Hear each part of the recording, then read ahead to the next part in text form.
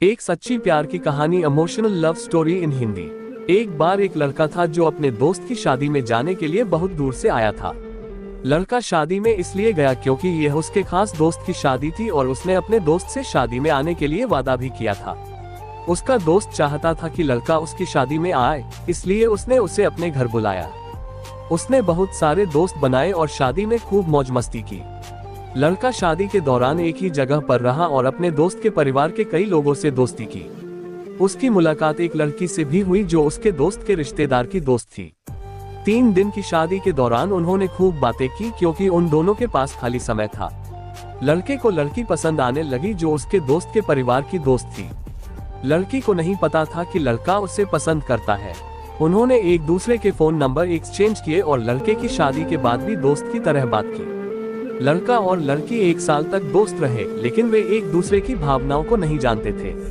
लड़की किसी और से शादी करने जा रही थी और लड़का उससे प्यार करता था, लेकिन उसने उसे कभी नहीं बताया। लड़की भी उसे पसंद करती होगी, लेकिन वह ऐसा बिल्कुल नहीं सोच रही थी। उसे चिंता थी कि अगर हम इस तरह बात करेंगे तो लड़का हमसे बात नहीं करना चाहेगा क्योंकि हम दोस्त हैं। एक दिन लड़की ने लड़के से कहा कि वह शादी करने जा रही है और चाहती है कि वह शादी में आए। उसे उम्मीद थी कि वह आएगा और मौज मस्ती करेगा, जैसे कि वे साथ में घूम रहे हो। वह चाहती थी कि वह उसे खुश करने और अलविदा कहने के लिए वहां मौजूद हो। जब लड़के ने लड़की की बात सुनी तो वह रो पड़ा। उसने उससे कहा कि वह उसकी शादी में आने की कोशिश करेगा, लेकिन उसे पहले कुछ करना है। फिर वह अपने कमरे में चला गया। रात को लड़का बिस्तर पर जाता है और सोने की कोशिश करता है, लेकिन जब वह अपनी दोस्त के बारे में सोचता है तो उसे उसकी बहुत याद आती है। वह उस रात सो नहीं पाया और रोने लगा क्योंकि उसे उसकी बहुत याद आती थी। लड़की अपनी होने वाली शादी को लेकर उत्साहित थी क्योंकि उसे नहीं पता था कि जिस लड़के से वह शादी कर रही है उसकी पहले से ही पत्नी है। वह शादी से पहले अपनी दोस्त को अपने घर पर आमंत्रित करने का इंतजार कर रही थी ताकि वे अपने नए घर जाने से पहले साथ में मौज मस्ती कर सकें। जैसे जैसे शादी का दिन नजदीक आता गया, लड़का और लड़की पहले की तरह बात नहीं कर पा रहे थे। लड़की शादी की योजना बनाने और अपने मंगेतर से बात करने में व्यस्त थी, जबकि लड़का अपनी खुद की तैयारियों में व्यस्त था। उनकी बातचीत कम होती गई क्योंकि वे अपनी आने वाली शादी पर ध्यान केंद्रित कर रहे थे। लड़का बहुत दुखी और दर्द में था क्योंकि उसने वफादार न होकर अपने दोस्त या प्रियजन को चोट पहुंचाई थी। वह इस वजह से लड़की से बात नहीं करना चाहता था।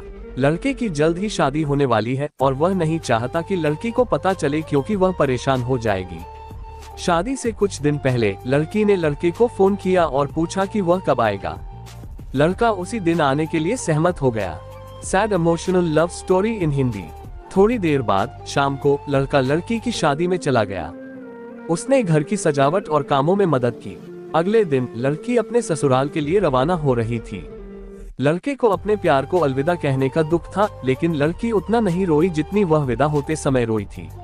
लड़के का दोस्त उससे ज्यादा रोया क्योंकि वह लड़की से बहुत प्यार करता था, लेकिन उसने कभी उसे नहीं बताया कि वह कैसा महसूस करता है। वे कभी नहीं मिले क्योंकि वे एक दूसरे से बहुत दूर थे। लड़के ने सही समय आने तक लड़की को ये बताने के बारे में नहीं सोचा कि वह उससे प्यार करता है।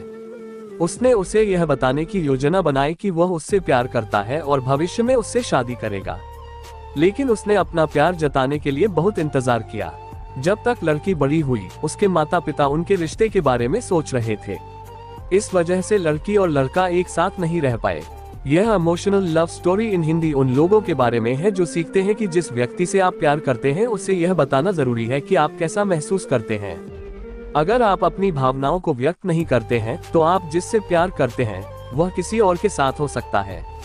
अपनी भावनाओं को अपने अंदर रखने के बजाय ये बताना बेहतर है कि आप कैसा महसूस करते हैं। बेटा, आपके माँ बाप की कसम है, आप मेरे चैनल को सब्सक्राइब और कमेंट कर दो। भगवान आपके माता पिता को लंबी उम्र दे और आप अपने जिंदगी में हमेशा खुशी रहे।